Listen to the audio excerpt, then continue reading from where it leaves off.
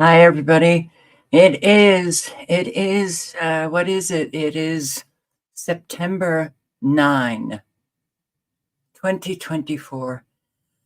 Wow. I'm telling you, every single day it gets worse and worse. It's truly amazing.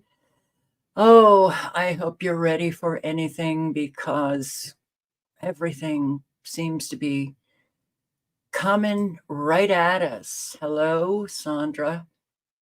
And analog synth player and Crazy Pots and Andrew Cruz, Tony Punch, and L78. Thank you. Yeah, to everybody in Louisiana, especially, and also Mississippi. That seems to be based on the forecast models. The two states that are going to get, I think, an awful lot of flooding. So, oh, here, Tony Punch. I'm right here below New Orleans. I've been getting everything ready all day today and possibly tomorrow. Right below New Orleans. Okay. So hope you are okay. You and Louisiana Skywatch. Ah, man, just never stops. Rage Against the Machine and Patricia White and Justin Wynn. Hi. Oh, Silent Walk, Rods.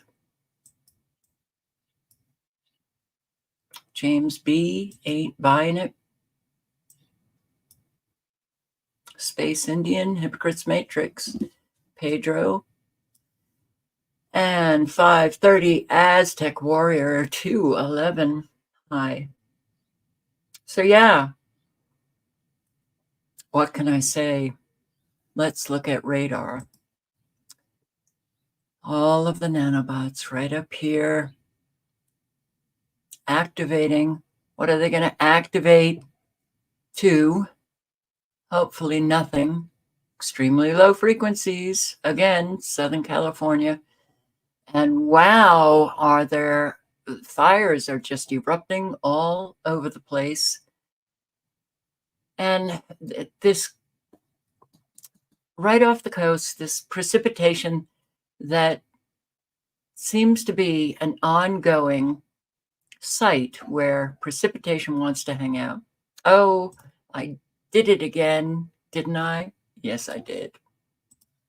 I didn't share the screen. I'm so sorry. I'm used to the screen just being shared and automatically, so that doesn't happen. Okay, not on StreamYard. So yeah, here, this precipitation right off the coast seems to be an ongoing thing now. This is, I guess, Hurricane Francine that seems to be developing more arms that, well, which way you going, honey? You're going the wrong way, it looks like. They're bringing nanobots into this hurricane. Look at this. No, I'm sorry. This is so not natural. So not natural. Did I take a capture earlier? I think I did. And you'll see.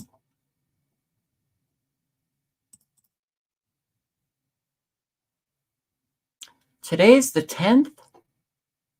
No, it's the 9th. Okay. See, there was nothing up here. They're literally growing the hurricane. This was at 8:21 a.m. my time, so it was, I don't know, an hour or 2 hours ahead in Texas. Look at these frequencies blasting away. out of Iowa. Look at this. I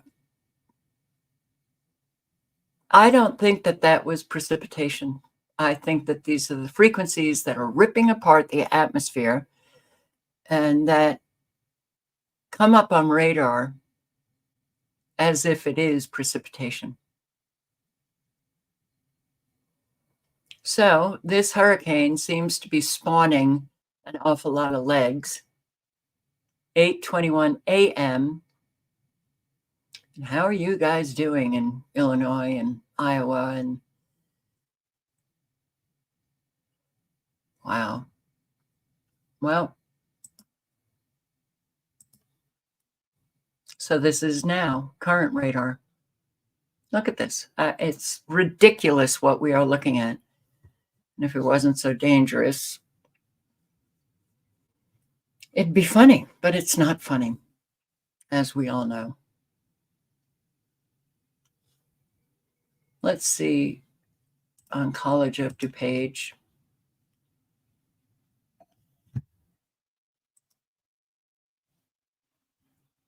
A lot of cloud. Wow. Check out this cloud. Woof.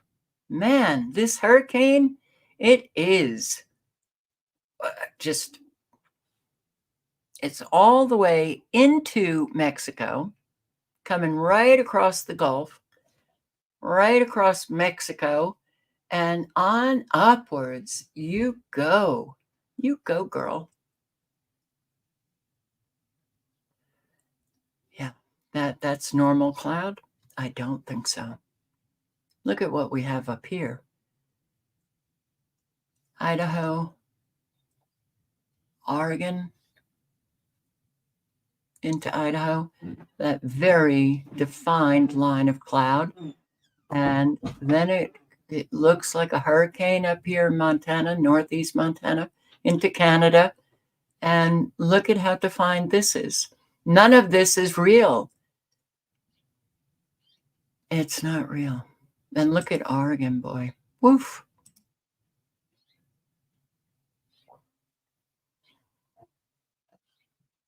Here we have the air mass going down south.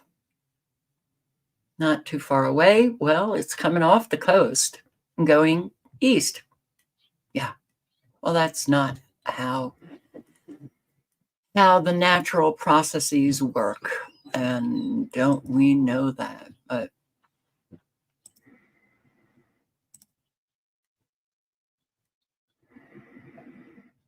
gotta wonder. Look at this over here. Frequencies not allowing this cloud to go any further. But it sure is looking like there's a pretty strong air mass, and it should be pushing it along east, but nope, we'll stop it right there. Very bizarre, very bizarre. Oh, I don't think I got to pull up. Unbelievable. Well, I guess it's not unbelievable, but boy, our meteorologists really, they clearly have no problem lying. They don't mention how enormous are the outer, what is this, an outer band?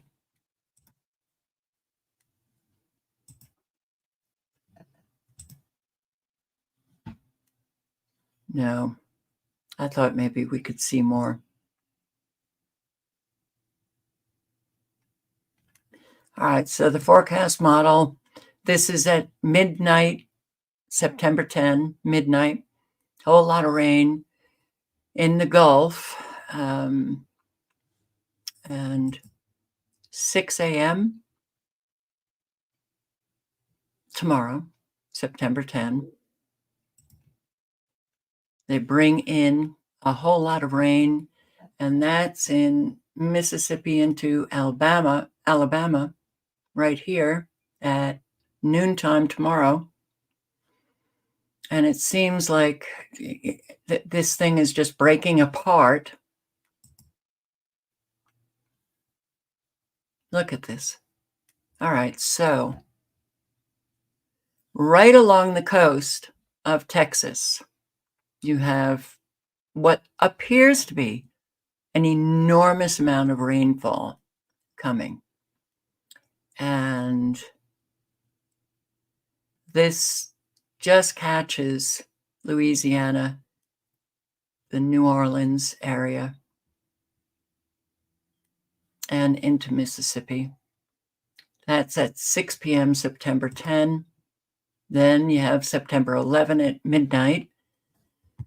At midnight, and a little bit of this rain is coming into Texas. But Texas, you look like you might have been spared. Louisiana, not so much.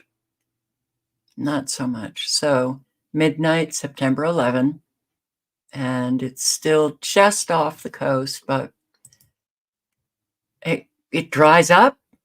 No more rain. 6 a.m., September 11. Well, it's coming.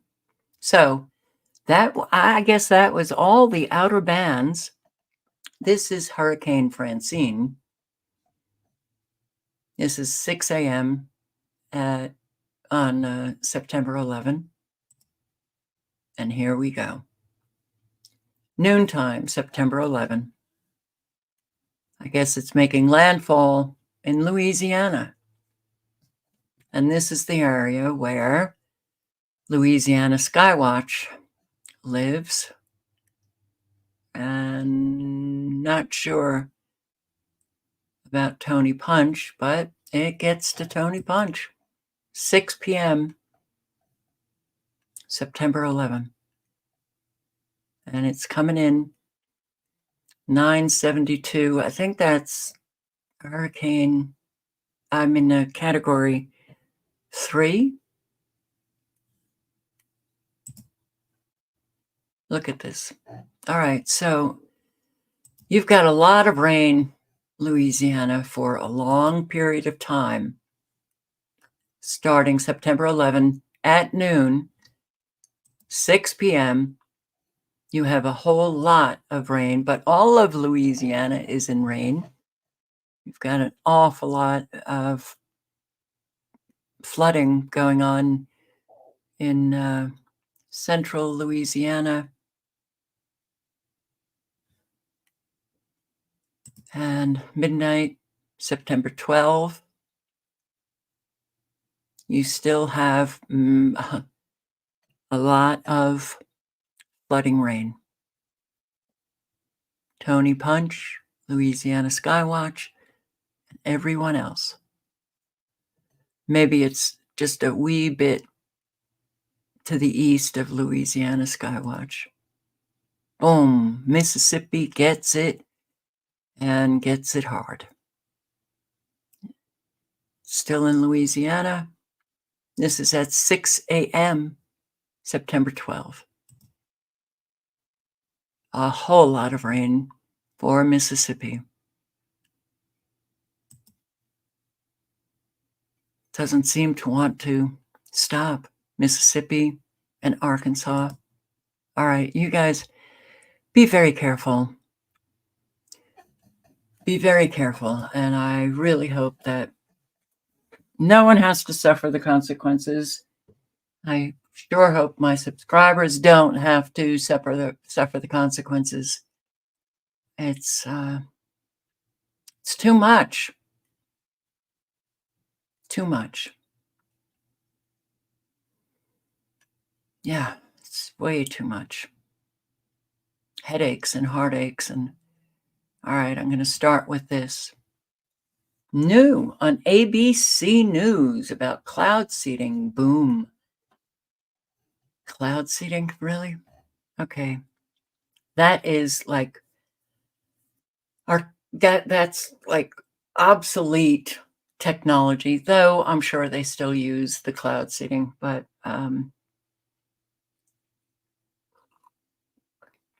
you would think that this might open some eyes And ears, well, if they can cloud seed, and they've been doing it since the 1940s, manipulating weather, maybe, since the 1940s, oh, right, there's been a whole lot of new technologies. Maybe they're using that to modify the weather.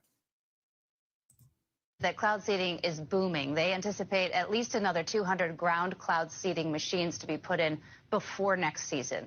Ginger, this is such a cool concept, but is it too good to be true? I mean, how do we know that the chemicals that they're spraying from the air aren't bad for us or the planet? The good news is we've been doing this since the 1940s and 50s. Other countries do it, and there have been a lot of research projects that have shown that the silver iodide, for example, is not found. It's negligible once it gets down to ground level.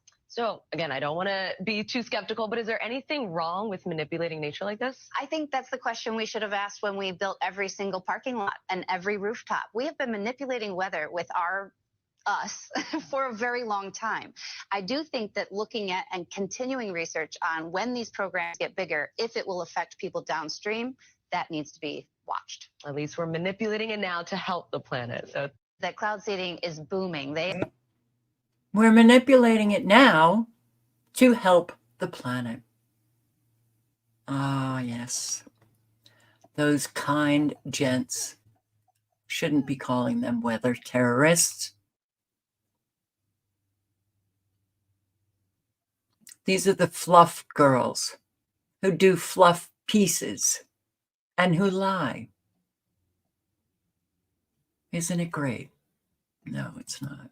So Tropical Storm Francine may hit Louisiana Energy Complex.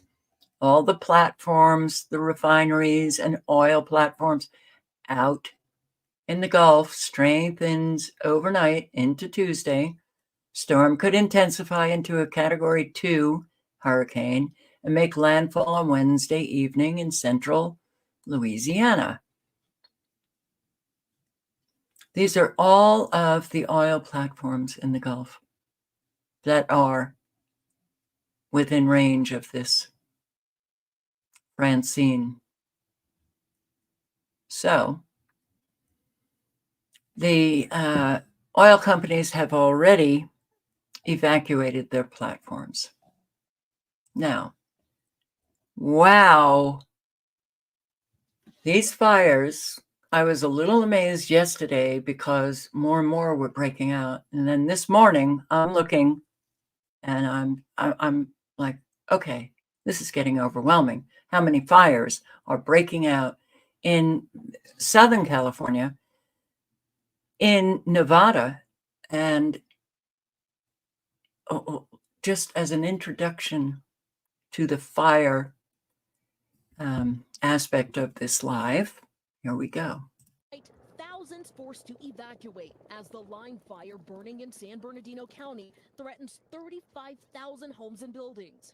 So as far as fires this summer, this one ranks up there because of the unpredictability. It might not be the biggest in acreage, but we have people in front of it, and it's very unpredictable, making it that much more dangerous. The area under a state of emergency located in the mountains 60 miles east of Los Angeles. The fire fueled by unpredictable thunderstorms, steep terrain, and scorching temperatures with 300 lightning strikes Saturday alone. Rain in the area has helped a bit, but the threat is not over. In Nevada, the Davis fire also forcing hundreds to evacuate. Keep going, guys. Keep going. Dozens of horses seen here running alongside a crowded, smoky roadway in Washoe County. Flames there burning 1,500 acres, setting ablaze homes and other structures. Meanwhile, 30 million are under heat alerts across the West. A 3-year-old died in Anaheim, California, while inside a hot car with her mother, also found unconscious in the vehicle. Back here in the fire zone, officials say they are lining crews on all sides of the flames because they just don't know where it'll spread next. Unpredictable. The winds going east, going west, burning up houses. Homes, buildings, dozens of cars burned in the Boyles fire. Now, this was the line fire, which is the biggest fire. And now we're in a different part. This is a wee bit up north. Dozens of cars burned, and buildings and homes in the Boyles fire in Lake County.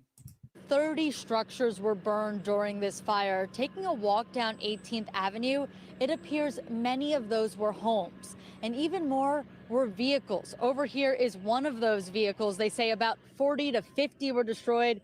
This one absolutely desecrated. It has ash on it, and the windows are blown out. Another Lake County community devastated by a fire. This time, it's Clear Lake. The Boyles fire spread 76 acres, with embers flying into communities, destroying people's homes.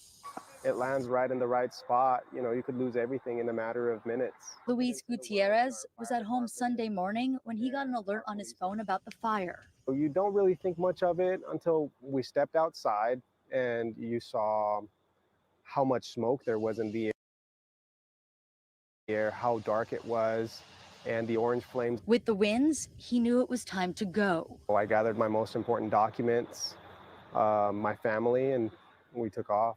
In the evening, he came back to find the best case scenario. His home was okay.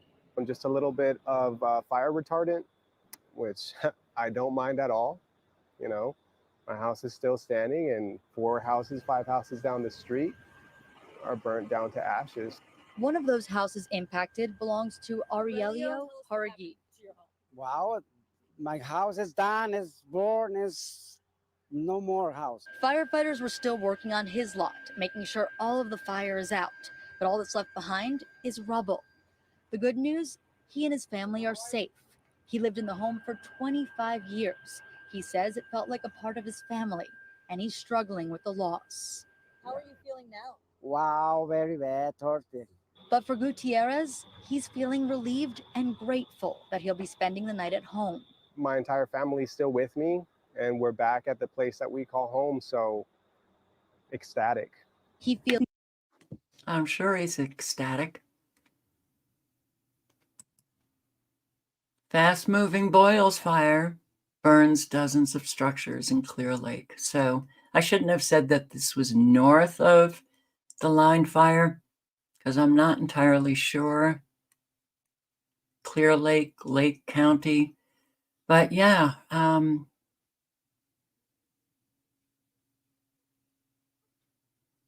lot of people have lost their homes, their cars. It's, yeah. Oh, I don't know.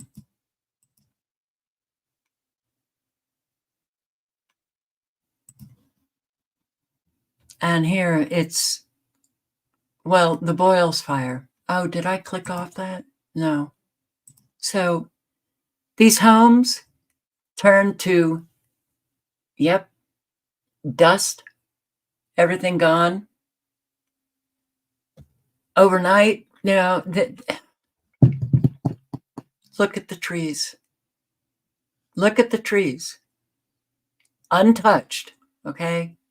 But the fire literally brought this house to dust, which a wildfire, that would take quite a long time to do. Not everything would be dust, but it is.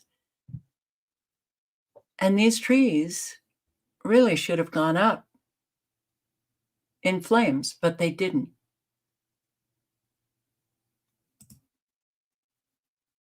Look at this. So these are very selective wildfires. Not wild at all. Look at this. This is a home, okay?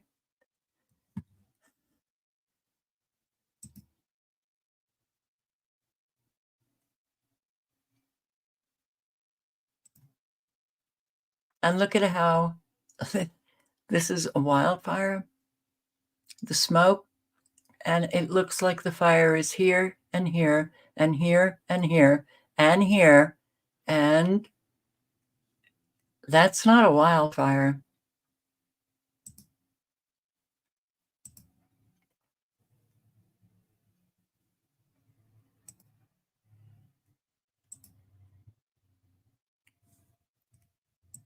And here is 1 hour of an aerial view, and I'll post the link if you want to check it out, but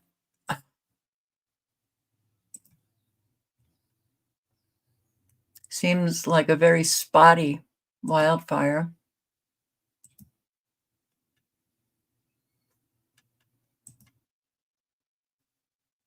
That did bring, look at these structures. Dust, but the trees around them. So this wildfire, just like all of the rest, seemed to jump over all of the vegetation and just hit the homes and cars.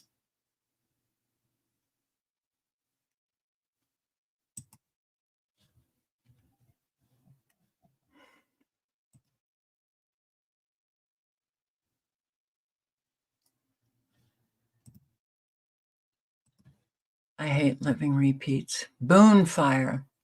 Now there's a Boone fire in Monterey County. The Boone fire that has scorched more than 17,000 acres in Fresno County has now creeped into Monterey County territory. The fire making inroads Thursday night following extreme weather conditions. So the biggest challenge is the fact that it's very hot.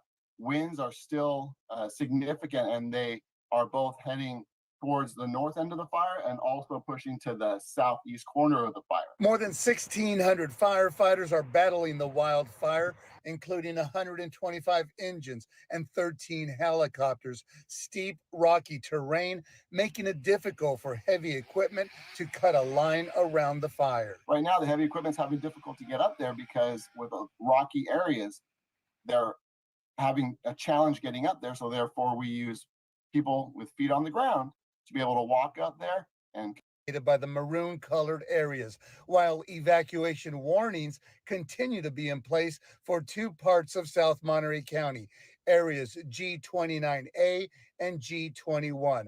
Sheriff Tina Nieto advising residents to heed the warnings.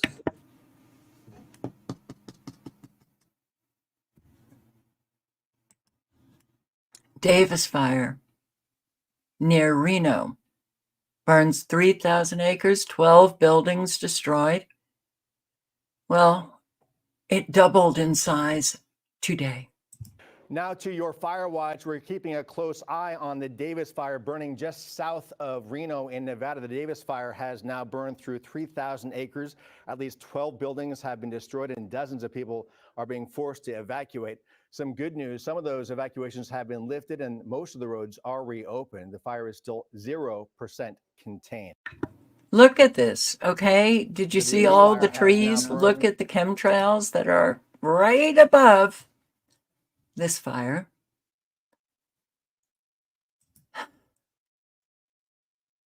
It's very bizarre. This wildfire. The home. The ground. Plasma fires. Jeff Snyder 2. And the homes go up. Trees. We're just going to jump over. Oh, it was the flying embers.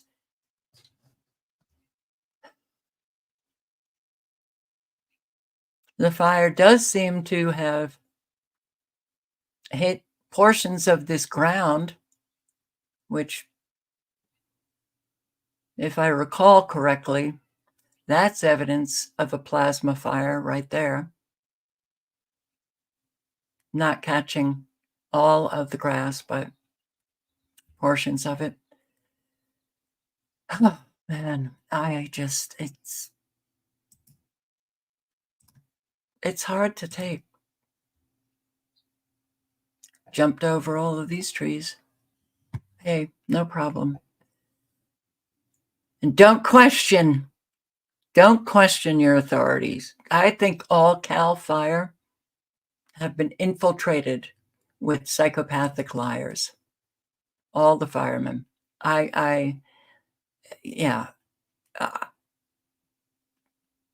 something is very wrong, that we're not hearing from the firemen. Davis Fire burns actually 6,500 acres. Earlier today, it was 3,000. Oh, and this really jumped big time.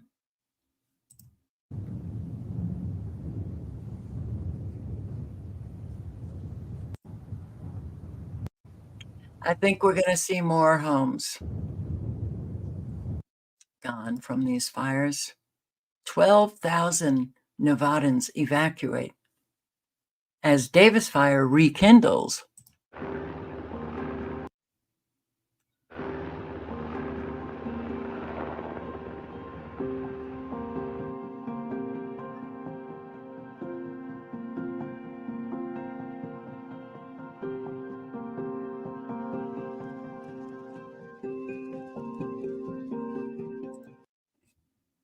So it looks like they're dropping water to put out hot spots.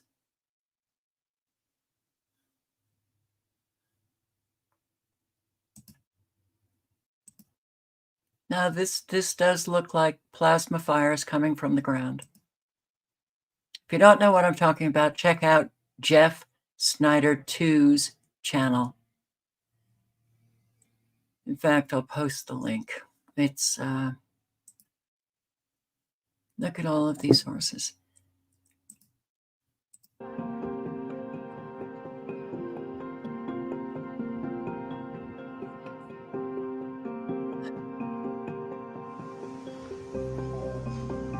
Acre and a half right next to us. Charcoal.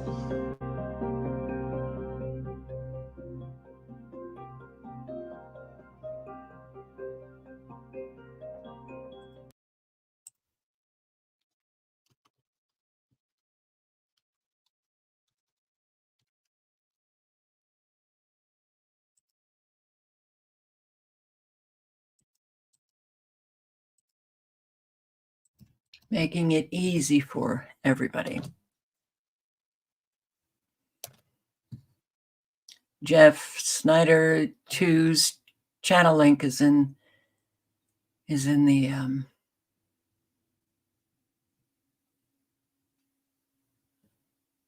chat. Family loses home in Davis Fire. And it's been a heartbreaking 24 hours for one local woman who lost her home. Call the Wait News Now's Denise Wong spoke with her about what she's experienced and what's next. Saw a video at about 1:15 in the morning last night, or this morning, whatever you want to call it, of our house on fire. It was a compilation video, and our house was the first house in the video. Hannah Hubiar is still in shock. When she and her family saw the flames Saturday afternoon, they fled from their home near the Chocolate Nugget with their pets. They hoped for the best, but the conditions they left in had them fearing the worst. I think we all knew this time there was a very strong chance we weren't going to, it wasn't going to make it. I mean, how fast it was moving, how fast the winds were blowing. Like, we knew when we left that there was a strong chance we weren't going to end up with a house. To find out hours later their home was gone has been devastating. It was a very surreal feeling. Everybody's doing their best right now. And she's no stranger to disasters. In fact, providing disaster relief is her expertise. Hannah started Project Bear Hugs when she was just 15 years old, providing much needed comfort and resources to people trying to get back on their feet after a fire. She's seen firsthand how supportive this community is, now experiencing it from the other side. In times like this, it is the most amazing community here who is coming behind us.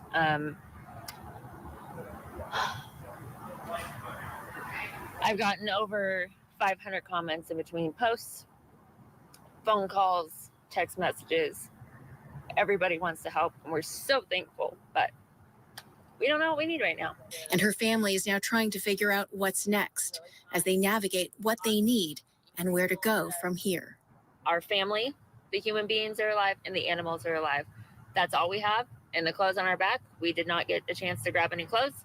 And You know, that's what I can be grateful for. In Reno, Denise Wong, Coloway News. Most of these people, perhaps even all of these people, are going to need extended help. And unfortunately, the way insurance companies now, it's kind of like government officials who treat the Americans like they're nothing, and treat them with utter contempt. That's what insurance companies now are doing, denying claims so that they keep these people and exhaust them with having to fight for what they deserve. It's bridge fire. So we have the line fire, we've got the Davis fire, we've got the Boyles fire. I may be missing one. This is the bridge fire.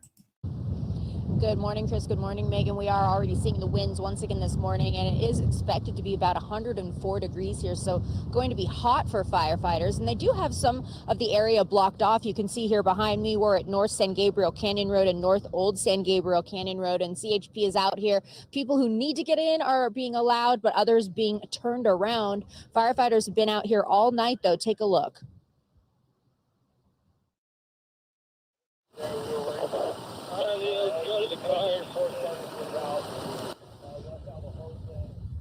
Firefighters could be seen battling the fire from the ground. Heavy smoke in areas as they work to douse the flames. Officials said they were also attacking it from the air last night, but the fire continues to move because of these high winds and low humidity are aiding in the spread of it. Now, the fire broke out shortly after 2:30 yesterday afternoon at East Fork Road near Glendora Mountain Road in the San Gabriel Canyon. This according to officials with Angeles National Forest. Now, additional crews and aircraft were requested as the flames headed into Cattle Canyon. Firefighters were told have been attempting aggressive attacks from the air and from the ground, and once again dealing with those tough conditions. Now, shortly after the fire started, visitors were evacuated from the area with a mandatory evacuation order going into effect last night. This is for the East Fork communities at Camp Williams Resort, which includes the cafe, mobile home park and campground, and the adjacent river community. As for those road closures in place, it's State Route 39, East Fork Road, Glendora Ridge Road, and Glendora Mountain Road. And I bet when I get off this live, there might be even more fires. But you want to tell me how it is a wildfire gets that hot?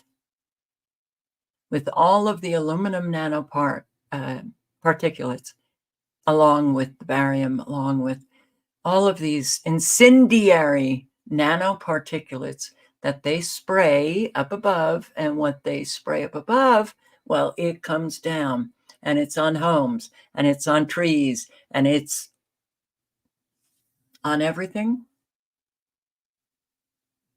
But we do see a lot of these wildfires that don't seem to be very wild. They're very selective. They jump over trees. The power outages now in California, Silver Lake, Echo Park, gets hot, they turn off the power or claim that so many people are using air conditioning because of the heat wave that, well, power just goes out. Hit hard with the power outages, just another example of how hot weather is putting a strain on the power grid. NBC4's Tracy Leong is live in Silver Lake, where she spoke to people who live there. Tracy. Yeah, Kathy, unfortunately, the LA Department of Water and Power has restored a majority of those outages here in the county, including Silver Lake. But as of last check, about 15,000 still remain in the dark, and officials are urging people to try and conserve energy whenever safely possible.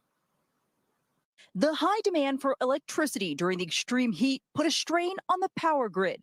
The LA Department of Water and Power reporting about 70,000 customers lost power during the heat wave. Hot and nerve-wracking because we've been with 25 hours now since this went out. Friday was off and on. It seemed like it got fixed, and then yesterday went out permanent. Crews have been actively working around the clock to restore power and reduce the equipment's temperature to prevent permanent damage. Customers patiently waiting for their power to be restored made their own adjustments to make it bearable without AC. Going outside, getting cooled off with a hose or something, cooking outside. I think falling asleep is just the hardest part, just because, there's been very little breeze and the fans aren't blowing, obviously. Well, it's slower. I'm not running inside and checking on the email all the time or communicating with anybody particularly, because everybody's just sort of down, hot and miserable. And some people are kind of angry. LADWP is prioritizing areas with the longest durations of outages and with the largest number of customers. They're also reminding people to help out by conserving electricity whenever possible, by limiting their use of major appliances between the hours of 4 and 9 p.m., shutting off the AC if they leave their home and there are no pets inside, and turning off lights and equipment when not in use.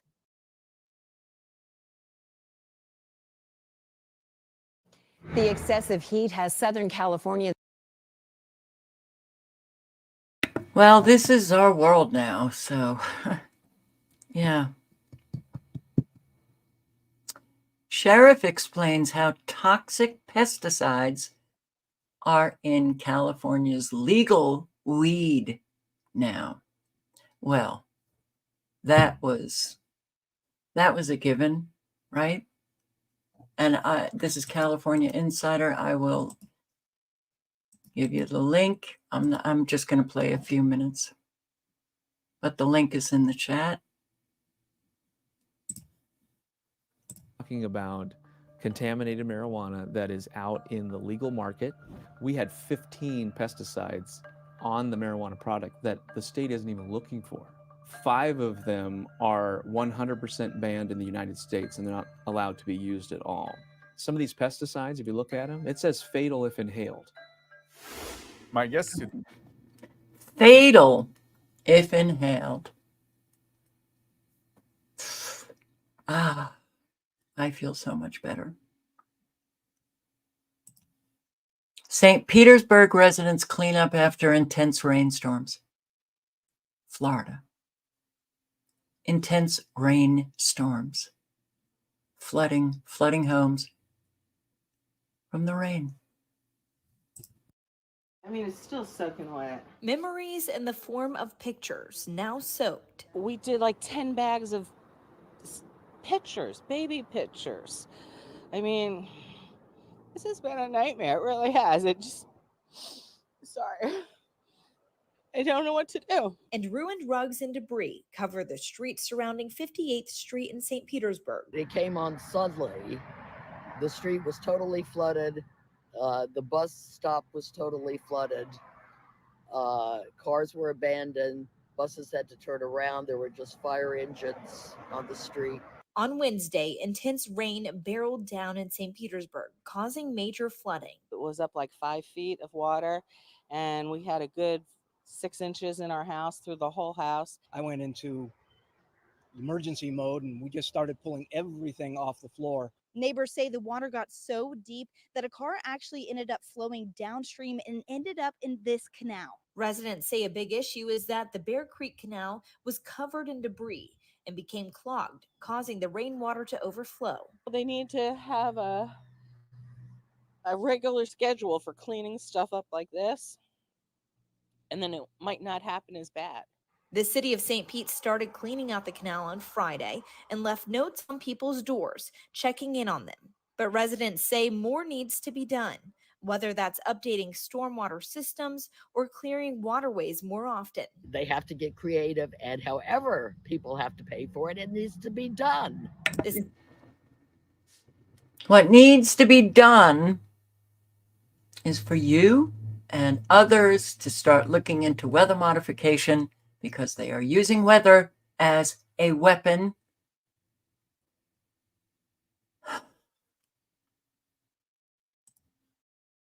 Italy, yeah, again, 120 mile per hour winds, 5-inch hailstones, hailstorm. Well, hail.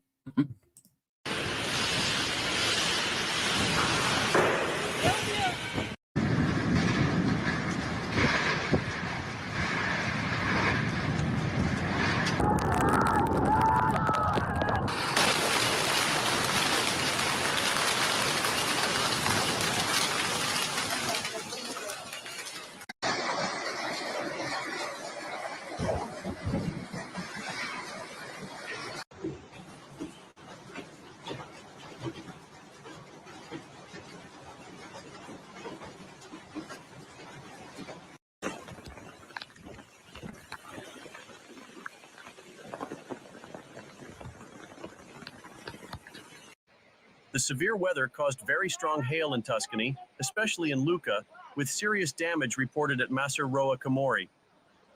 A strong disturbance from the Atlantic brought the first notable weather phenomenon to northwestern Italy and the upper Tyrrhenian Sea.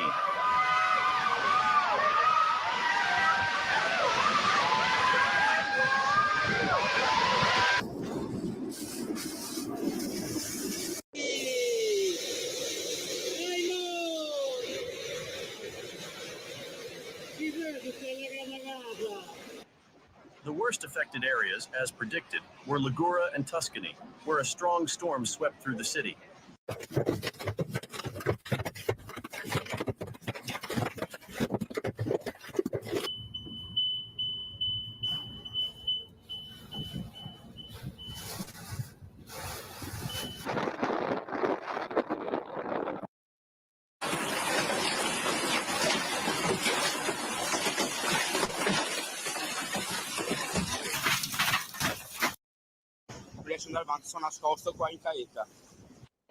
Famous landmarks, including some iconic architectural sites, remained stable, but the surrounding area faced severe waterlogging, forcing emergency services to deploy rescue vehicles and buses to help people escape rising waters.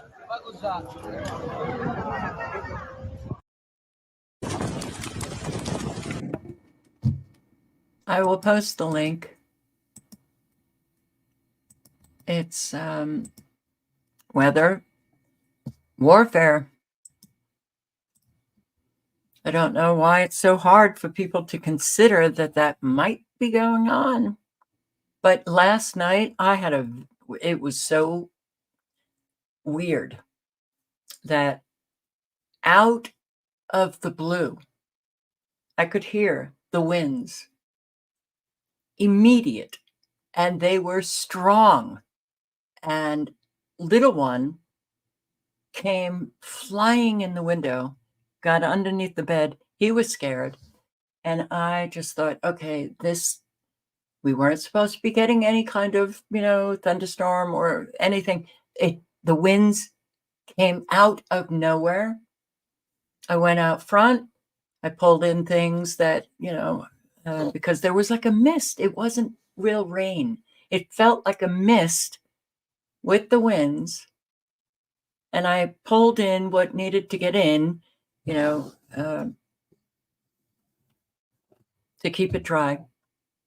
By the time I got back in, it immediately stopped. It immediately came high winds and the immediacy, because it only took me 2 minutes to pull in stuff from out front.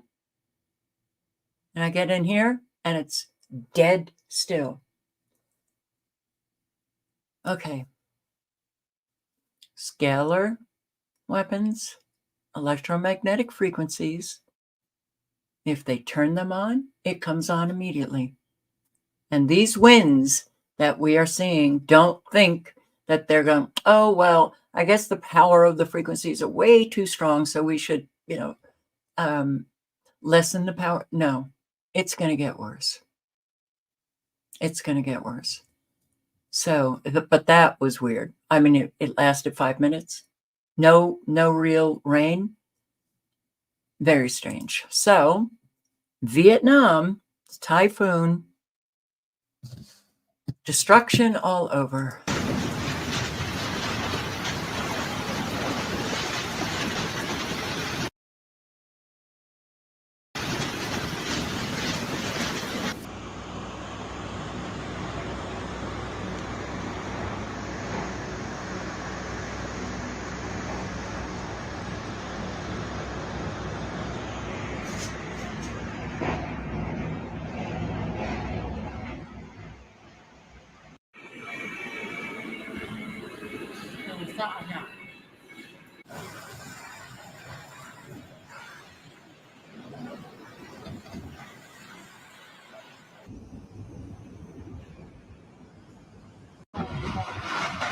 Anh em vẫn follow mình để chiều mình quay tiếp nhé.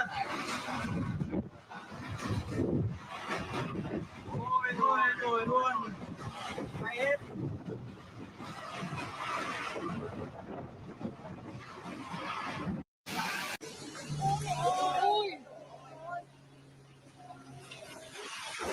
In northern Vietnam.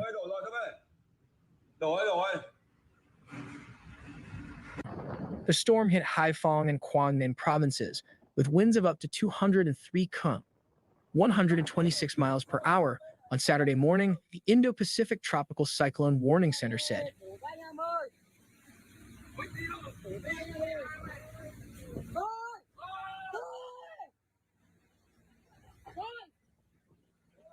That's a mighty big boat. Okay. The link is in the chat. I do have a subscriber who lives in Vietnam, and I sure hope that he didn't have to suffer any of this. But you would think that maybe the Vietnamese know about weather modification. Was there any talk about what we did during that Vietnam War, using weather as a weapon? A bridge collapse in Vietnam. Okay. The use of frequencies, extremely low frequencies, can bring about a whole lot of this destruction. Bảo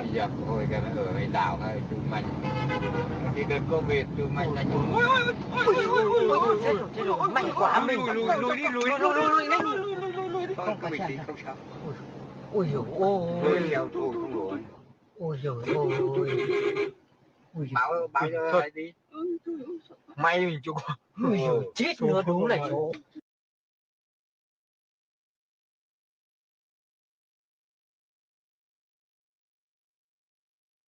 So what? That was how the force of the water brought this bridge down? That's what we're to believe? Well, a whole lot of people died. And a whole lot of people were injured. Okay, well, let me just go through this window quickly. Another 250 million to Ukraine. Yay. I guess eventually we're going to win that war. It is our war, by the way. You know that, right? And I can't. Okay, yeah. I can't get into Fox News at all. They won't let me, and I don't have an ad blocker on. So thank you, Fox. But Social Security crisis beneficiaries face 21% benefit cut without reforms. Hey, I think we need to look into that.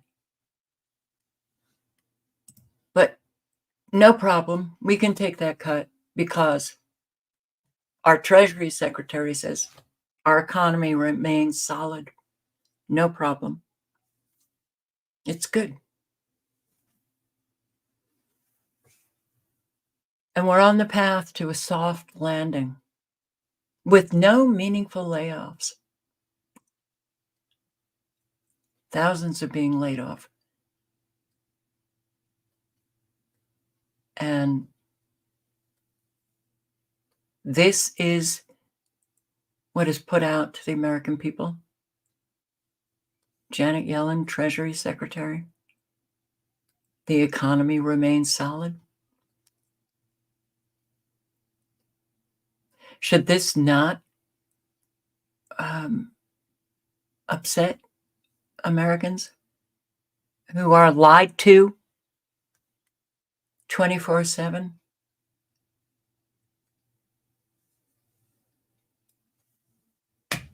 Soft landing, no recession, solid.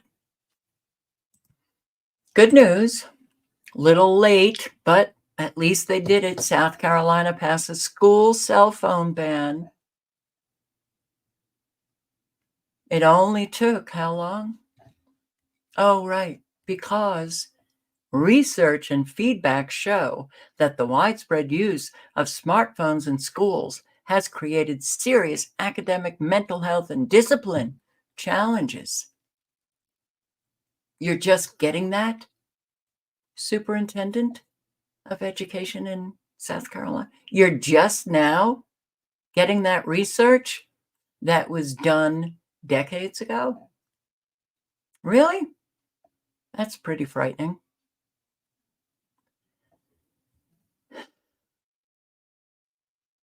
They have to keep it in their backpacks, turned off. How could we have allowed cell phones in schools, in classrooms? How could we have allowed that? Who in their right mind would think that was a good idea?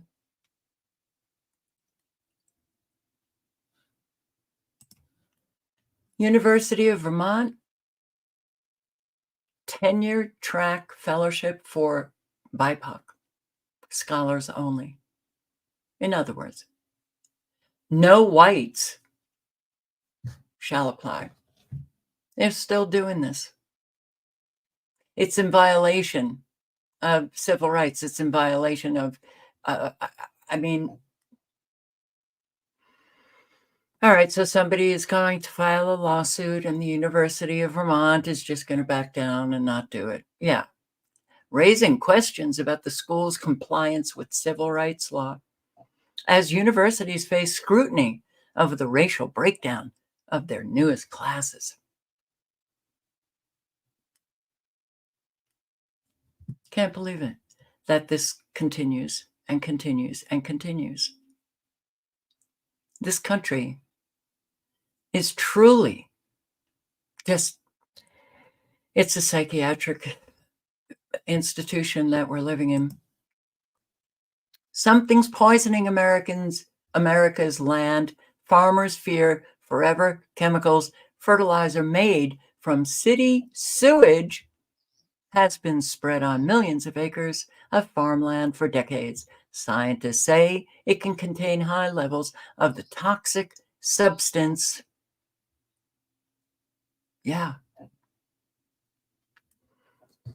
But hey, they're just going to clean up all of the sewage and then pass it through our faucets. They're going to clean up all of the sewage and then you're going to spread it on farmland.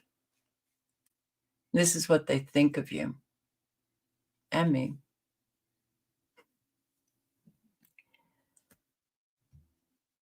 And I just have to do this. I saw this article. It's 2019. And it is just, when you see evil,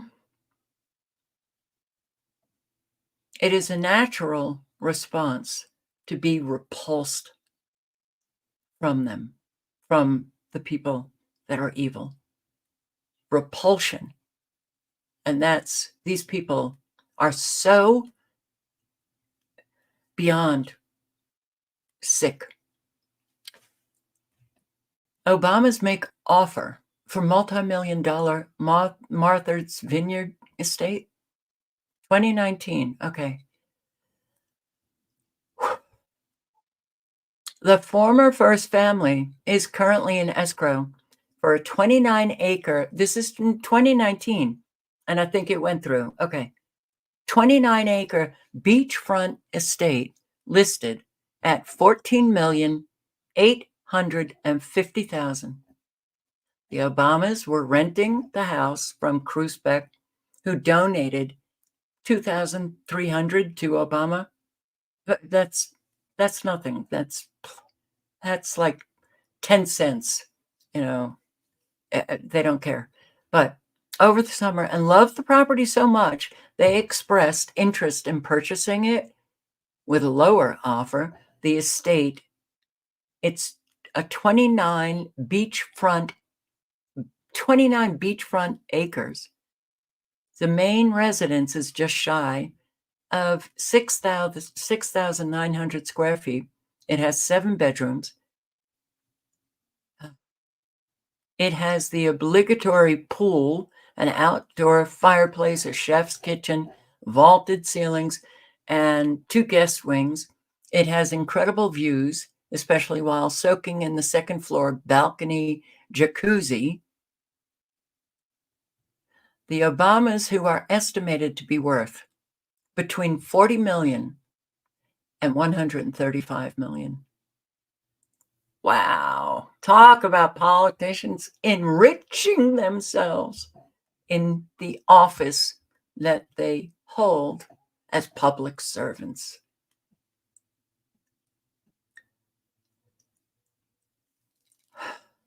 Okay.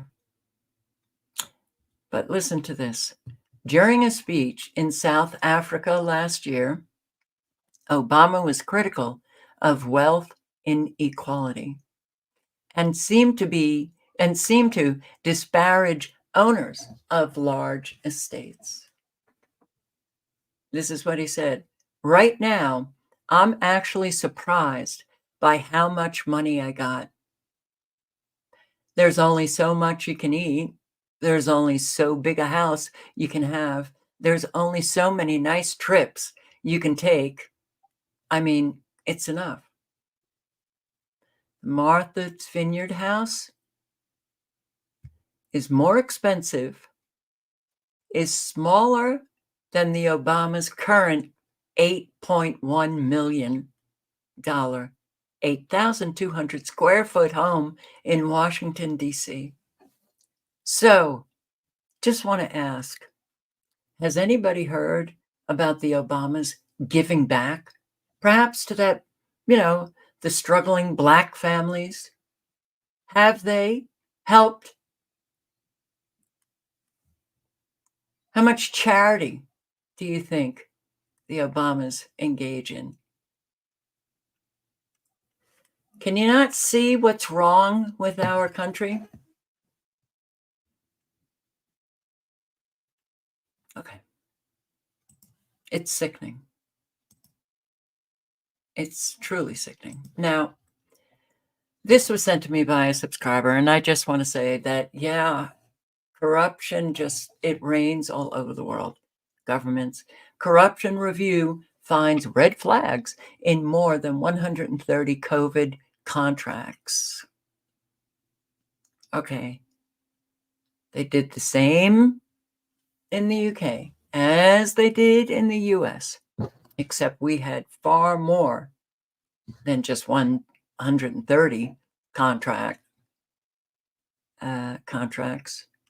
Yeah, the corruption cost 15.3 billion pounds.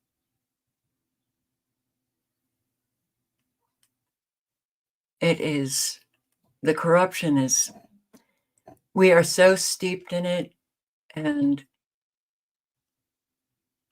I mean, everybody should be screaming about it, because this corruption is really destroying our lives. So, another violent night in Oakland. Span of 4 hours yesterday, 4 people were shot in Oakland, 3 of them killed, and that was just the beginning of a violent night that many say are becoming all too common in the city. Another night, another East Bay sideshow. This time, the group stopped in San Pablo and Richmond, with hundreds watching, some climbing freeway signs and trucks, before ending up in Oakland, where video caught a red Mustang losing control, crashing into the crowd and running over a woman, spectators carrying her away. It wasn't long until hundreds of cars blocked the Bay Bridge, this truck running into some in the crowd. CHP says everyone took off once they got there. They tried pursuing some cars but stopped the chases when it got unsafe. And this was the end to a hectic night.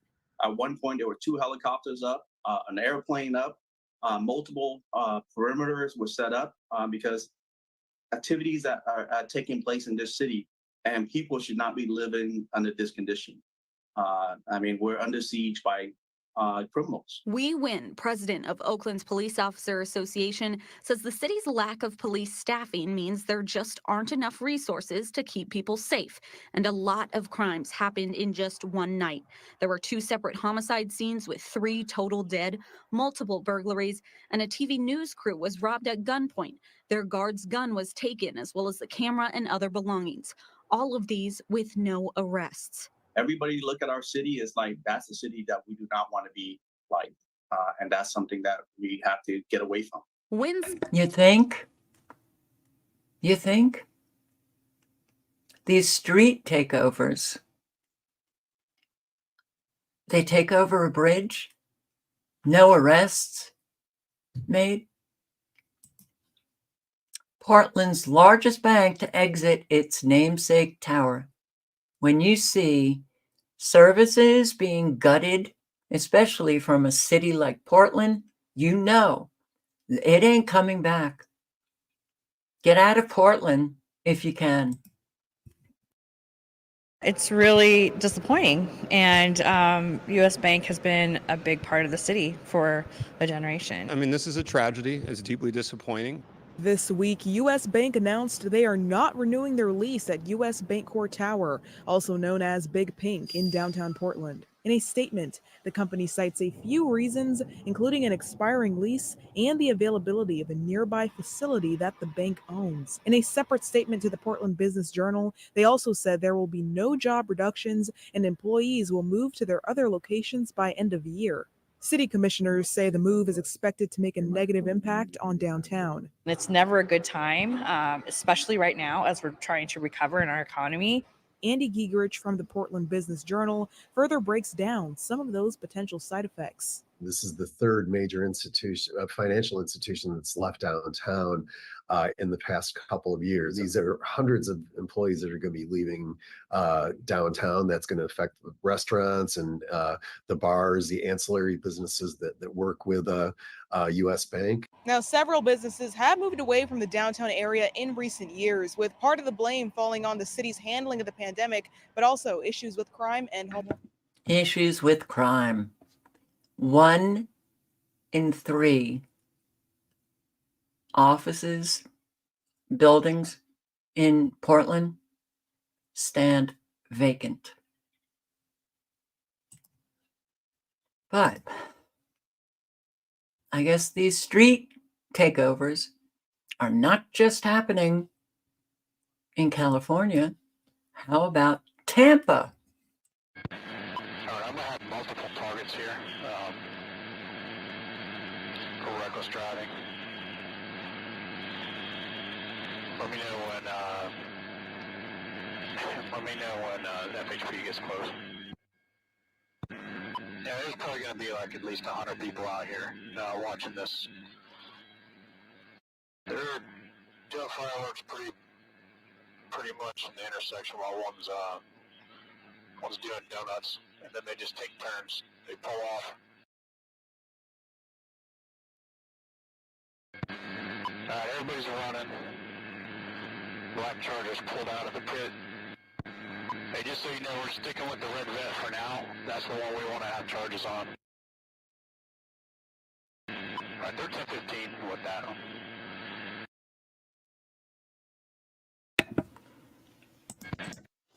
I guess Tampa is no longer what Tampa used to be. Speak to me, Floridians. Protesters rally against migrant shelter. we've got a big problem. We have a very, very big problem. And it's, oh, well, this is in New York. One by one, dozens of cars drove down the street with flags and signs showing their disapproval on having a migrant shelter at the Floyd Bennett Field. Enough is enough. Please do not renew that lease and give us back our community. That's the message neighbors at Marine Park want to get across to local and state authorities. And we are going to fight to the end. They are still against the shelter, which was established fall 2023. They buzz these people at 4 or 5 o'clock in the morning, and we just wake up and they're there. So it's really a dishonesty that they're doing to these people and to the citizens of New York and America. Today's caravan was held by the Coalition for Better Communities. Those in attendance say NYPD officers have been killed or hurt in the line of duty due to the migrant crisis and argue the Floyd Bennett Field at the moment isn't prepared to house people. This is not a place for people to be living. You know, at Floyd Bennett Field, it's a flood zone. There's no infrastructure there. People are left to be panhandling in our street. Our Home Depots are inundated with migrants soliciting. People are feeling unsafe. Caravan goers added failed policies and laws have given New Yorkers migrant crime, uncontrollable tax dollar spending, and say local authorities have neglected homeless and veterans. We're not against migrants, however, we're against spending public funding to host them, to give them out like monthly stipends. These people do not belong to New York. A spokesperson for Mayor Eric Adams in a statement said, quote, "The site at Floyd Bennett Field has been one tool in our very limited toolbox for sheltering hundreds of migrant families with children every night. We continue to advocate for additional support from the federal partners and ask our elected partners to join us." How about not accepting them? Drove down. Ay. Black man in Springfield city reacts to illegal Haitians. I don't know why it needs to be black man, but okay, black man. Yeah.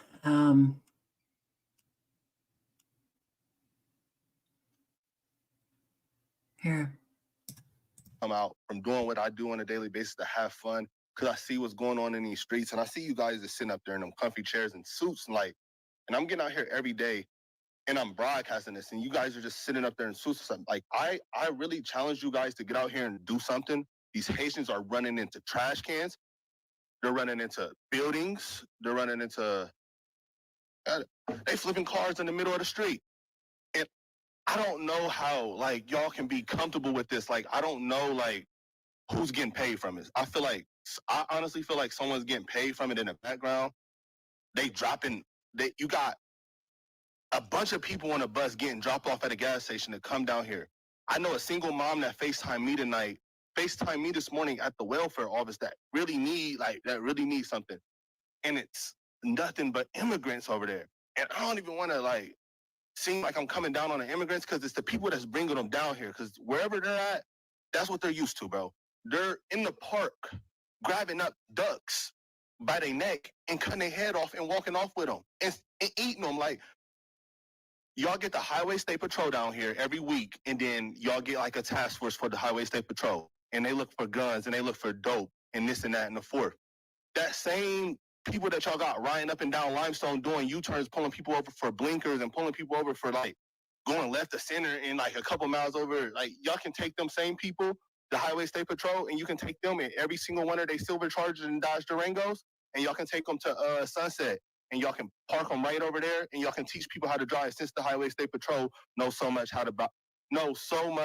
about traffic laws and know what to do in traffic. They need to, y'all pay them.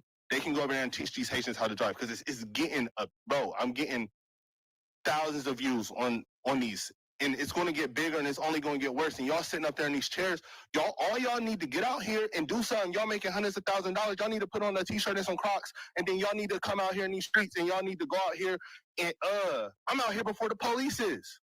Like, y'all need to do something, bro. Y'all really got to stand on business. Y'all getting paid all this money just to wear a suit and sit in a chair. I think it's crazy, bro. We got to do something, bro. It's kids out here getting hurt. Like, only reason I even went on here and said something about it is because somebody told me they walking from the school and a Haitian almost ran into them. And who is getting paid? Like, how much money is y'all really getting paid, like, to bring them over here? Like, I know it's deeper than them. I know that's where they come from, and that's what they do. That's their country. I don't know what they got going on over there, but they can't do that over here. And if y'all just getting paid from it and then y'all ain't doing nothing about it, I think that's super weird, bro. Y'all got to stand on business. Y'all got to really, like, step up. Like, it's lame, bro. Like, Yeah. Okay. So the driving that he was talking about, that they don't know how to drive, might be this video.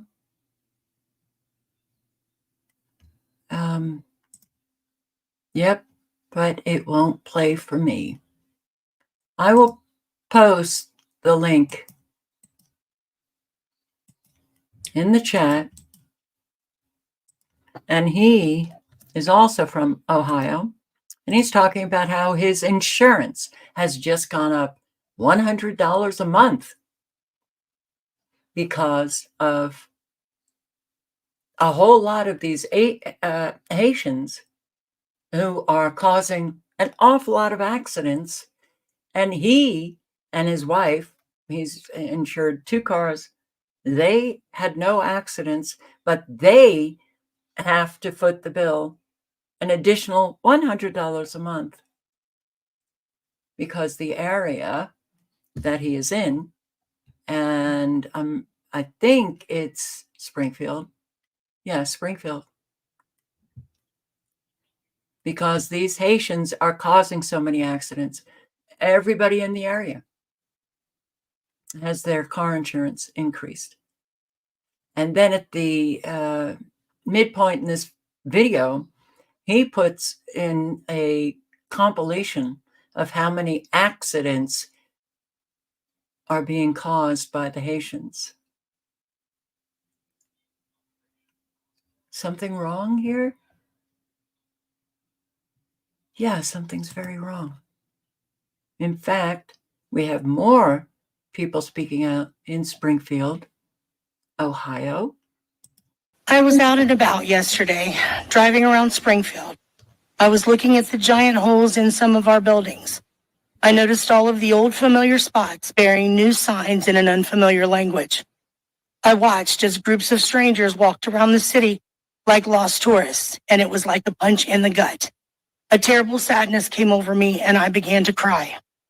I immediately started to think back to when I was little, walking from my grandma's house on South Fountain through downtown and all the way to Snyder Park, going to Wren's to get new school clothes and shoes, the excitement of the mall for lunch at the Blue Fox, or even better to see Santa, riding down High Street, admiring the beauty of those stately homes and their amazing architecture, dropping pennies in the fountain and making wishes.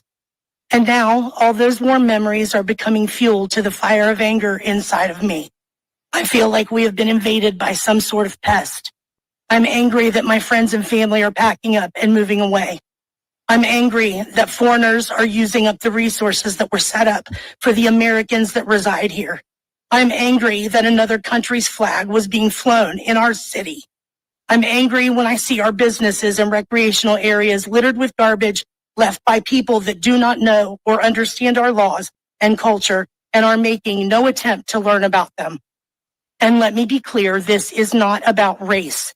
This is about people being given the privilege of coming here from another country and having no respect for our people, our land, or our life's work. People living their life here the way they did in Haiti, angry, stealing, polluting, living in filth, and acting like animals. These are not civilized people. Opening containers in our grocery stores, helping themselves to what's inside and throwing the rest onto the shelves and floors. Pulling off of the highway to publicly clean and gut the roadkill lying there in front of anyone that passes by, stealing animals from farmers and leaving their severed heads at the side of an old school where children play, relieving themselves in public, making some barbaric stew out of the birds that live in our park. This is insanity, and it has to stop. What will become of Springfield? Where will we be in 5 years? The thought terrifies me. Will it be some sort of dystopian wasteland with most of our original residents having moved away and those that cannot afford to move being locked inside their homes, living in fear? This thought is keeping me awake at night. I just want the old Springfield back. I know it was far from perfect, but at least it was still ours. Thank you. I'm done with what I'm seeing. It is so unsafe in my neighborhood anymore. I have the homeless that were trying to camp out, and I have made concessions with them, and I try to help them the best I can to keep them from trying to squat on my property. But it is so unsafe. I have men that cannot speak English in my front yard screaming at me, throwing mattresses in my front yard, throwing trash in my front yard. And I can't. Look at me. I weigh 95 pounds. I couldn't defend myself if I had to. My husband is elderly. And last night, after living in this home for 45 years, he said, Noelle, guess what?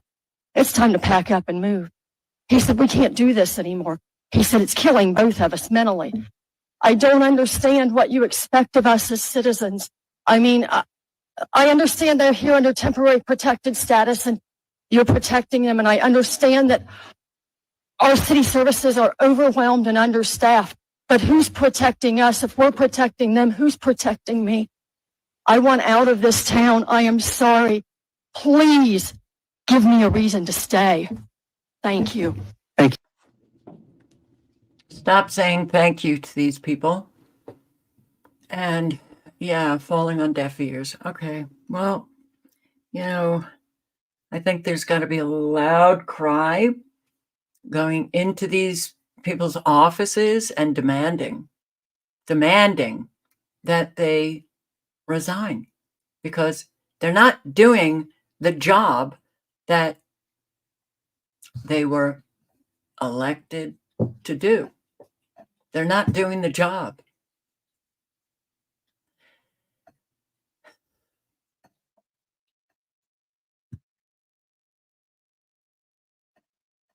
And sue them for the salary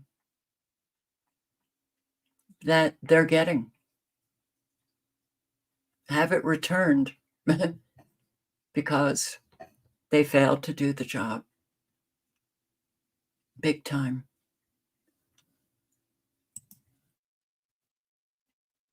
Yeah. Chicago. Starting with Fuentes. Yeah, quit smiling. Because you're the one who decided you're going to kick out the homeless people that walked over 90 miles over here in Humboldt Park. Gave them bleep. I'm not going to curse, but fill in the blanks. So how foul is that for American citizens that they came to Humboldt Park? And you remember the day before the DNC. How foul is that? Let's put you on blast. Next, let's talk about a DUI driver over in my goddamn neighborhood that came through illegal driving, no insurance, hit several cars, and then tried to speed off. Yeah, I captured that bleep, and I reported it too. Because see, we're not having that, but y'all want to come in here and stand up for illegals. How about that? Let's go to the next one. 3 homes. Are y'all a freaking piece of crap of a joke? Who the hell paid for my house? Well, none of you. Who the hell went to my job and worked my butt off? My husband butt off? Yes. None of you. None of you. But you want to get free homes. Yeah, you got to hear me real clear because I want to make sure that my voice travels across this whole darn building because I'm that pissed that you all think that it's okay to do what you're doing. You're foul. And you will all have to answer to God for it. They're going to answer to America. Oh, it's going to be answered. Trust and believe that. Next one that I have on my list. Property taxes, let's play the game. I already busted the assessor's office, okay, about raising my property taxes falsely. But when y'all giving these free homes, Yeah, falsely. I got facts. F-A-C-T-S. All right. But when you're giving these free homes out to people, are they paying property taxes? Hell no. You know why? Because I checked it. Their property taxes have been reduced further than American citizens. Y'all some cheating swine. That's what y'all are. Y'all have failed. And guess what? We come for those seats. Trump, we're voting Trump. We're voting red. And we're out here. We got boots on the ground, making sure that many people will not be voting this cracked up blue crap. And that's the best I can give with my words right now, because I got some real true words before I have to repent over all of y'all doing this foul mess that y'all pulled. This is ridiculous. This is foul, and y'all need to clean it up. From the mayor to the president, all down to fake Chameleon and everyone else over there. Okay? Yeah, y'all know who Chameleon is. Don't play like you don't. Oh, fake all.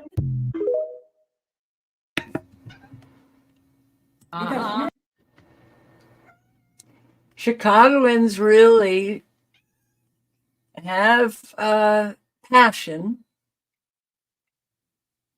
and I see that they can talk about their council members without interruption, without being escorted out, without having their mics cut off, because I think that a whole lot in Chicago, especially Black Chicagoans, don't have a problem speaking their mind. And I think if they were cut off, because there's so many now that have been speaking loudly, they know that all hell will break loose if they do. In other words, that little group of council members, they have fear, not fear enough to stop what they're doing yet, but they definitely, that this is my take on what's going on. Can't seem to find those council members. Oh, yes. There's a bit of fear in them. That's the way it should be.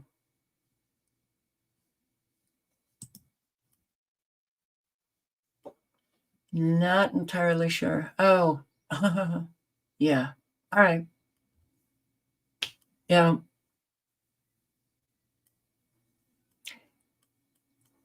We have allowed ourselves to just be treated like trash for a very, very long time.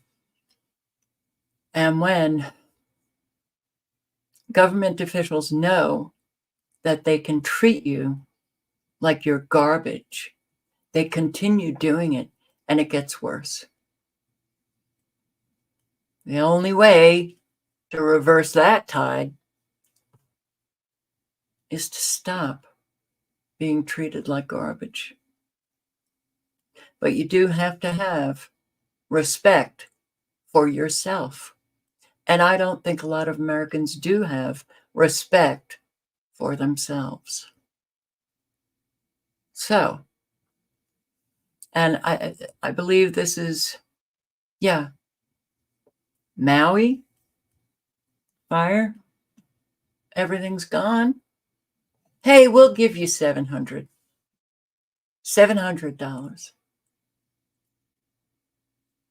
Migrants getting free housing, free education, free. We'll give you $700. Now that was a purposeful slap in the face.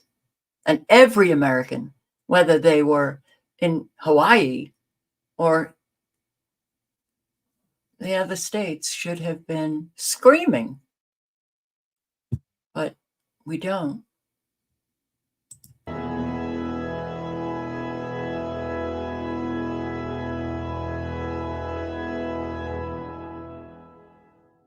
This message goes out to my friends in Maui who suffered this terrible fire, a once-in-a-lifetime disaster. Federal government came in, and if you were a homeowner, all you got was $700. You lost everything. Here's $700.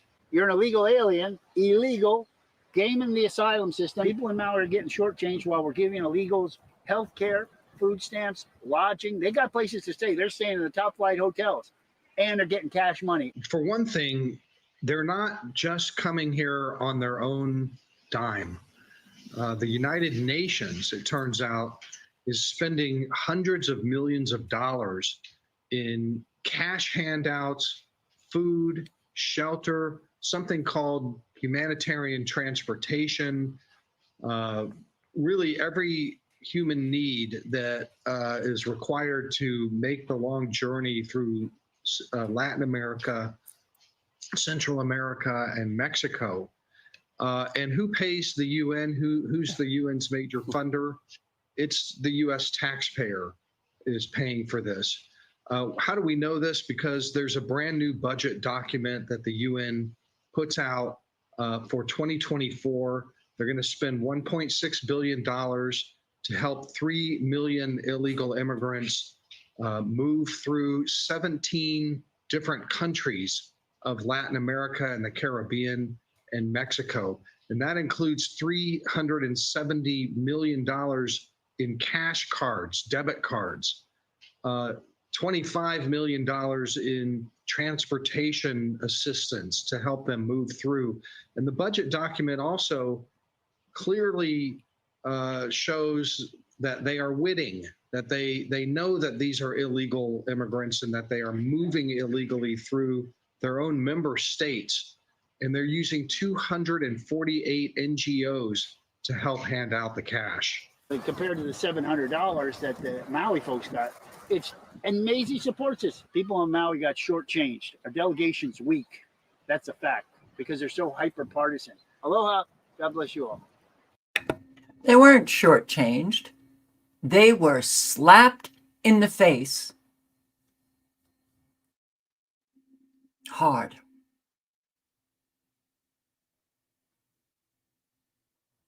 I mean, it's not hard to just look into what is happening and to realize that this is purposeful, it's intentional, it's deliberate. United Nations, Global Compact for Migration. Countries around the world signed on to it. That's why they're moving all 17 countries. Come on, we'll take you across the U.S. border. So, a whole lot of Americans go homeless. Illegal migrants don't.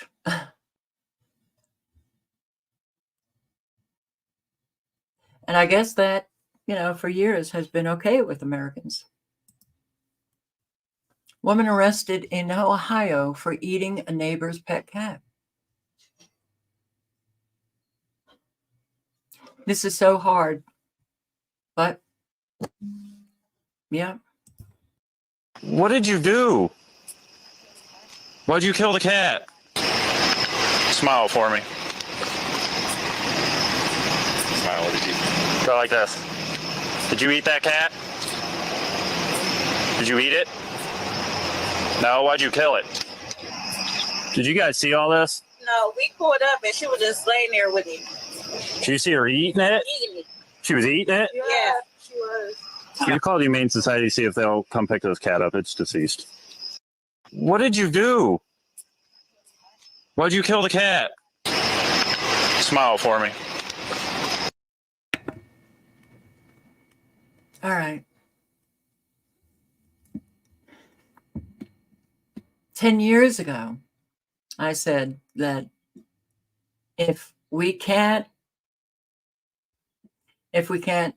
stop these agendas or slow them down or whatever, that we have to work on our psyche because things are going to become so hard to even witness. And here we are. And here we are. So here we are. Can't take it anymore. Residents of Springfield, Ohio beg for help as these 20,000 Haitians overwhelm their city, eat local wildlife.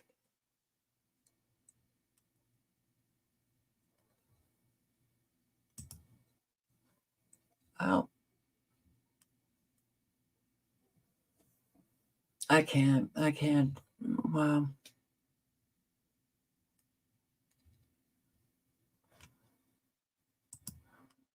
And this one, wow. And there are people who actually support this piece of trash. That is why, also, starting with our administration, we gave TPS, temporary protected status, to Haitian migrants, 55,000. And then more recently, we extended temporary protected status to over 100,000 Haitian migrants for that very reason, that they need support, they need protection. That is why, also, starting with our administration. Well, considering what the U.S. has done to Haiti, if we didn't do that, it might have stayed in Haiti. Oh, no, wait. This is a purposeful agenda. That's right. Americans get it. Psychopaths rule you. And their ruling of you is flat out destruction of you. The crisis has fueled fears of another Haitian migrant exodus in the U.S. and here in the Dominican Republic. The DER has built a 12-foot tall border wall to protect them from gangs and crime. They call it a smart security fence with drones and cameras, night vision, and watchtowers. Yesterday, we drove in dune buggies along the border with Haiti, with a commander of CESFRONT, the Dominican Republic's Border Patrol.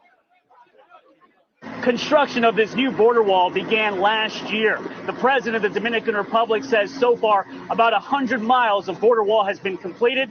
The goal is to eventually have a border wall run along the entire border with Haiti. He says it'll change the Dominican Republic forever. The physical wall is already doing its job. From a security standpoint, it is helping us a lot. Meantime, the DR is also doing their deportations. In fact, every day, truckloads of illegal Haitians are dropped off at the border. They've received international criticism for this, but the government here says it is necessary for law and order. So the Dominican Republic builds a wall to keep the Haitians out. Wow. What do we do? Come on in. And Hungary. This is a worldwide thing, you know it. Hungary was fined 200 million euros by the EU for opposing illegal immigration. In response, Hungary will start sending migrants to Brussels on a one-way bus. The Hungarian government's anti-immigrant rhetoric was furthered when a senior official said Budapest would bus illegal migrants to Brussels. Az Európai Unió, Brüsszel arra akarja kényszeríteni Magyarországot, hogy He's saying that the EU wants to force Hungary engedjük be azokat az illegális to let the illegal migrants into Hungary migránsokat, akiket eddig feltartóztattunk, akiket eddig 1 millió alkalommal those we have stopped so far a million times tartóztattunk föl a magyar déli határnál, akkor at Hungary's Magyarország southern az border. európai eljárásrend lefolytatása után felajánlja ezeknek az illegális migránsoknak, hogy önkéntesen, ingyenesen, egy útra. So he's giving them one-way tickets to Brussels.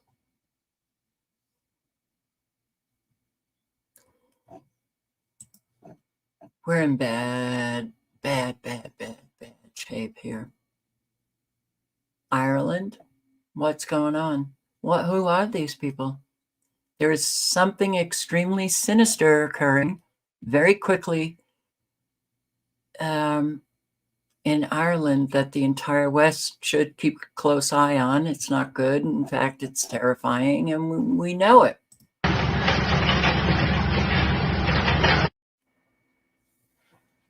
So this guy has an AK.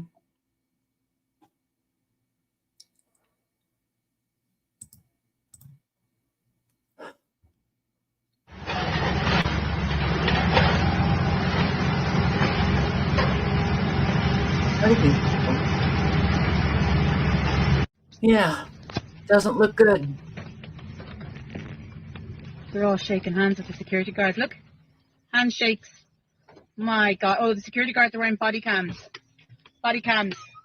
No balaclava tonight, no? You forgot your balaclava?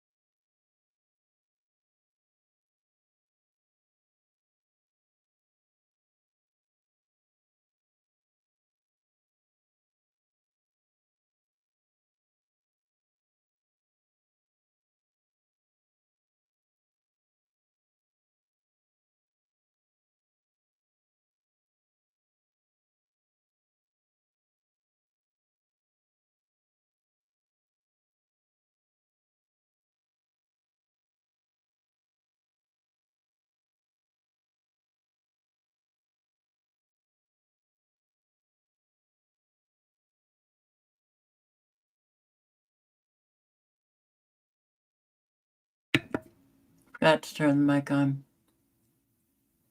American citizens are getting nothing. Illegal migrants get 4,000 aid transition out of shelters. What do they do for the New Yorkers in shelters? Zip. Nothing.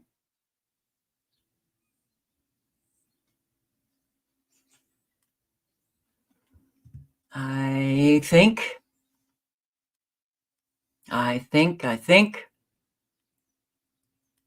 that Americans really need to face the mirror and start asking themselves, why do I accept this?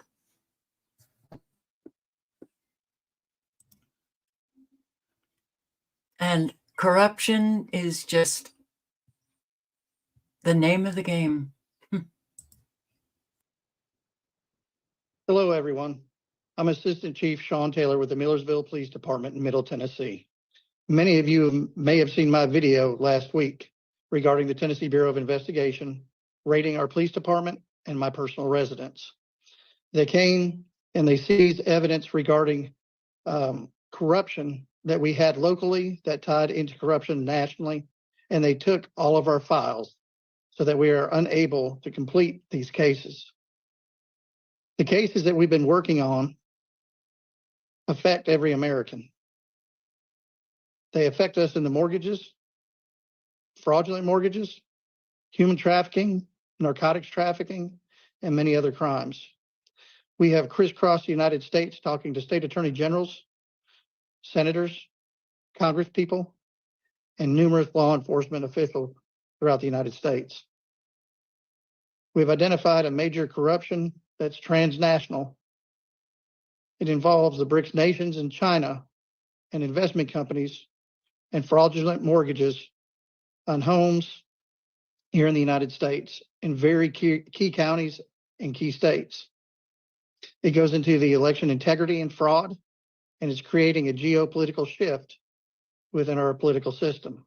This is a multifaceted attack from a foreign adversary who is paying off our local municipal, county, state, and federal politicians to keep from coming to light. We are moving forward with this case in other states and other arenas, even though they have taken our files and our information.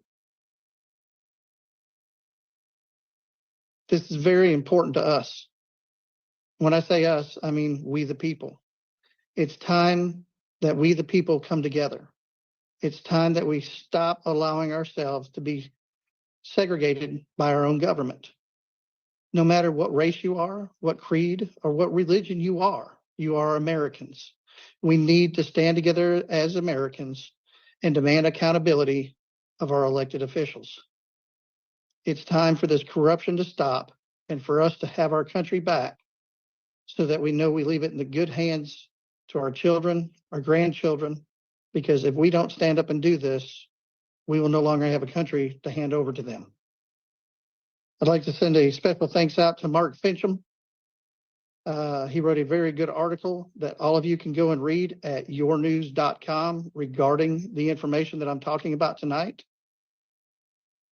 One of the things that happened that really upsets me that the TBI did at my residence was they urinated in my bathtub and tracked urine throughout my home. To me, that was the government saying, piss on you, America. And that's not okay. It's time to stand up, unify, come together peacefully, and demand accountability. Thank you very much.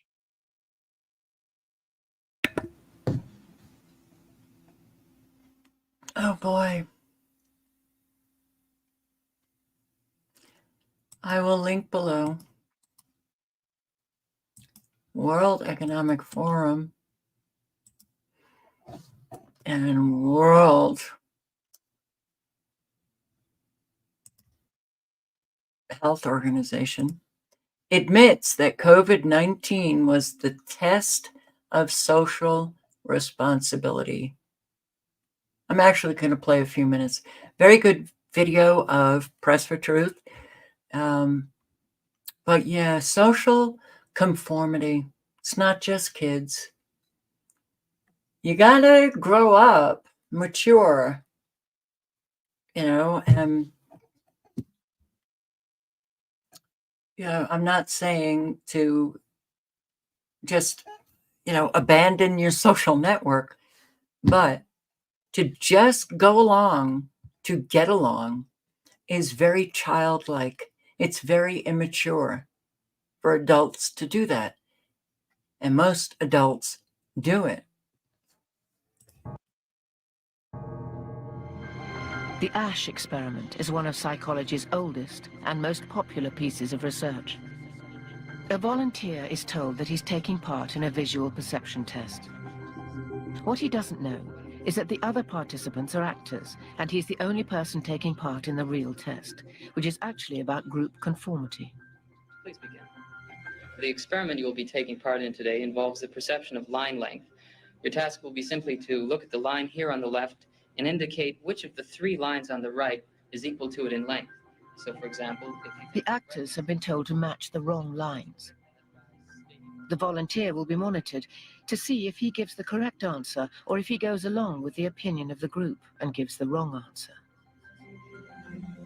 In the first test, the correct answer is 2. 1. 1. 1.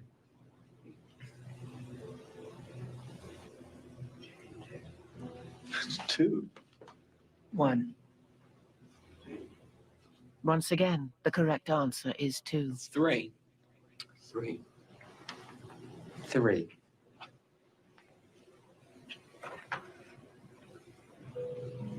3. 3. The Ash experiment has been repeated many times, and the results have been supported again and again. We will conform to the group. Again, we're very social creatures. We're very much aware of what the people around us think. We want to be liked. We don't want to be seen to rock the boat, so we will go along with the group. Even if we don't believe what people are saying, we'll still go along. 1. 1. 1. Group dynamics is one of the most powerful forces in human psychology. The gentleman in the elevator now is a candid star. These folks who are entering, the man with a white shirt, the lady with a trench coat, and subsequently one other member of our staff, will face the rear. And you'll see how this man in the trench coat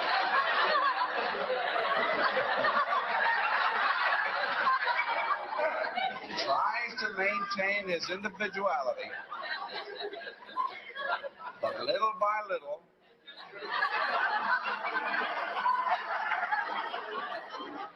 he looks at his watch, but he's really making an excuse for turning just a little bit more to the wall.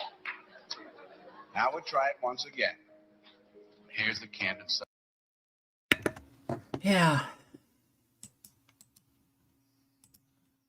There's way too many people, that have to go along to get along because they're so afraid of not being liked,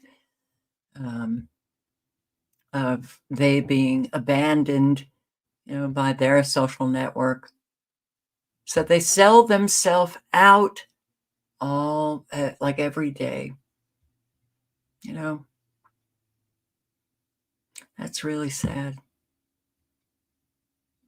Oh, I'll end with this one. Digital IDs required for travel. On here, the EU has just brought forward into law a digital ID. EU's much delayed new border control system means that non-EU nationals, including people from the UK, will have to register their fingerprints and a photo before being allowed into the bloc. If you're thinking about traveling to the UK, you're going to need one in less than 90 days. They've issued a date sometime in November. It's not a firm date just yet. So it's actually going to be 70 days from now. This is here. This is basically right now. In America, they're bringing forward something called the Real ID, which is coming into law next year. You'll need this to travel anywhere throughout America. Changes are coming to travel requirements if you want to fly within the United States. The new deadline for domestic flyers is now May 7th, 2025. Make sure your state-issued driver's license or ID card is Real ID compliant. And if you don't, you won't be able to board flights or access federal facilities. Now, they've talked for a very, very long time about, social credit and things like that. And, a year, 2 years, 3 years ago, that would have seemed far-fetched, tinfoil hat type of conversation. But now, it's getting a lot more real. It's getting a lot more real. A Chinese-style social credit system is coming to America. This came out May of 2024. Came out just a few months ago. Then they kind of peppered this in a few years ago, saying America's own social credit system coming soon. Well, it's here now.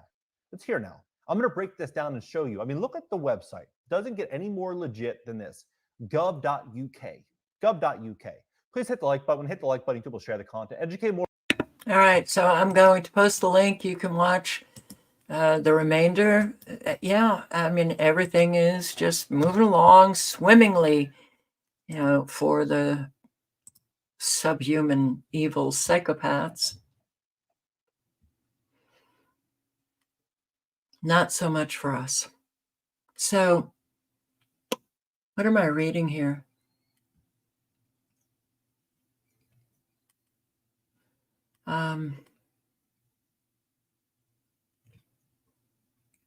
Is this another fire?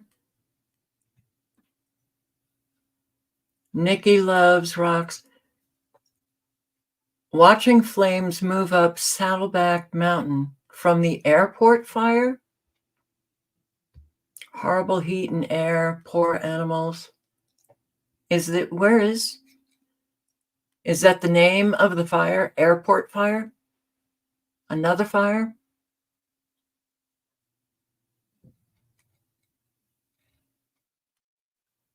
Wow. All right. So look, yeah. Things are not so good. Hyperinflation beginning in 2025 has now become a very real possibility.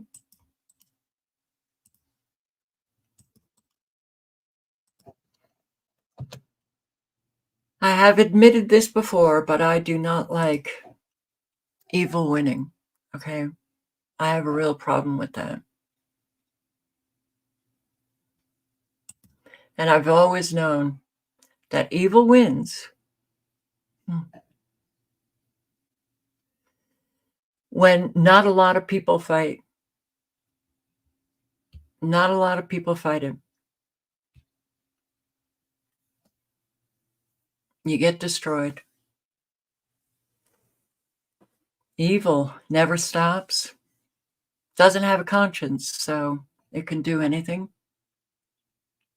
Hard for people to even imagine other people behaving as they do. But it really does need a force to fight it. And we never had that force. So I really hope that everybody is okay.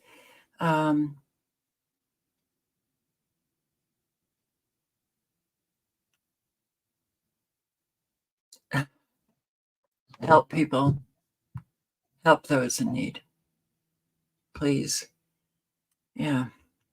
Live honestly and speak honestly. And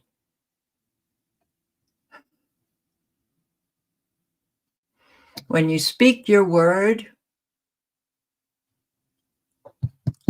keep your word. Make it mean something. That's how you bring meaning back into life. So thank you for showing up. Hope to see you tomorrow night. On that note, stay safe. Let me just look at radar. Got some active, this is New York State, active nanobots. Yay! More rain, but look at it. I mean, it's literally just spitting out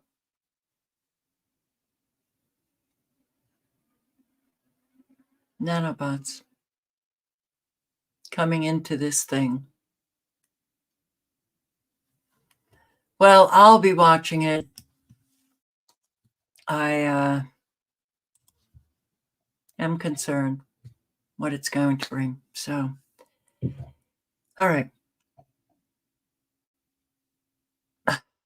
Be safe. Good night. Good luck. Ciao.